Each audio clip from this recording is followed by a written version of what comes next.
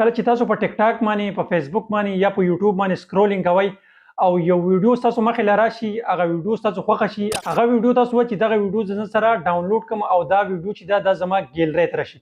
خو تاسو ته یو ښه اپلیکیشن نه ملاویږي ډېر کسان تاسو ته اکثر قسم اپلیکیشن ښیي چې دا اپلیکیشن ډاونلوډ کړئ دا ټیک دی څوک وي دا ډاونلوډ کړئ نننۍ ویډیو کې به تاسو ته زه یو داسې ویب سایټ ښیم چې تاسو د فیسبوک نه د یوټیوب نه د ټیک ټاک نه ویډیو ډاونلوډ کوئ نو هغه به تاسو ته بالکل په فاست طریقې سره ویډیو چې دی هغه به تاسو ته ډاونلوډ کوي او هغې کې به څه قسم واټر مارک هم نه راځي بالکل په فل ایچ ډي کوالټۍ کې به دغه ویډیو تاسو ډاونلوډ کولی شئ اوس دغه ویډیوګان چې دا به تاسو څنګه ډاونلوډ کوئ مکمل طریقه درته ښیم خو د ویډیو شروع کېدو نه مخکې زموږ دا ویډیو ځان سره لایک کړئ او که په دې پیج باندې تاسو نوي راغلي نو دا پیج ځان سره لازمي فالو کړئ چونکې موږ دغه شانتې انفارمیشن ویډیوګانې تاسو دپاره جوړو ښه ملګرو اوس موږ راغلو خپل د موبایل سکرین ته خپل کوم ګوګل کروم چې دی دا به اوپن کړئ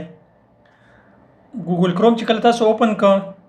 نو تاسو به دلته ورکړئ آها کنورټر دا تاسو ته ښکاري دا اولنی ویب سایټ چې دا به تاسو سره اوپن شي دغه ویب سایټ چې تاسو سره اوپن شو دا به لږ تاسو سکرول کړئ او بیا به تاسو فیسبوک نه د یوټیوب نه به یو ویډیو لینک تاسو راواخلئ هغه به دلته پیسټ کړئ صحیح ده اوس زه د ټیک ټاک نه یو ویډیو راخلم تاسو ګورئ اوس زه به ټیک ټاک ته لاړ شم اوس زه راغلم ټیک ټاک ته نو اوس دغه د ویډیو لینک چې دا به زه کاپي کړم دلته نه به زه کلیک کړم او دلته نه به دا لینک چې دا زه کاپي کړم دا ما کاپي کړ اوس په دې نه زه بهر راوځم اوس دا تاسو ته ښکاري په دې چوز فایل باندې به زه کلیک کړم دې باندې چې کله ما کلیک کړ نو دا فرام یو آر ال باندې به زه کلیک کړم په دا دریم نمبر باندې چې دی دې باندې به زه کلیک کړم او دغه لینک چې دی دا به زه دلته پیسټ کړم صحیح ده دا دلته ما پیسټ کړ او دلته لاندې تاسو ته ښکاري ایډ ټو په دې باندې به تاسو کلیک کړئ دې باندې چې تاسو کله کلیک کړ دلته بر تاسو ته ښکاري سلیکټ فارمیټ په دې سلیکټ فارمیټ باندې به تاسو کلیک کړئ دې باندې چې تاسو کله کلیک کړ نو دلته تاسو ته ښکاري آیا تاسو دا کوم فارمیټ کې ډاونلوډ کوئ تاسو یې آډیو کې ډاونلوډ کوئ یا تاسو ویډیو کې ډاونلوډ کوئ نو تاسو به په ویډیو باندې کلیک کړئ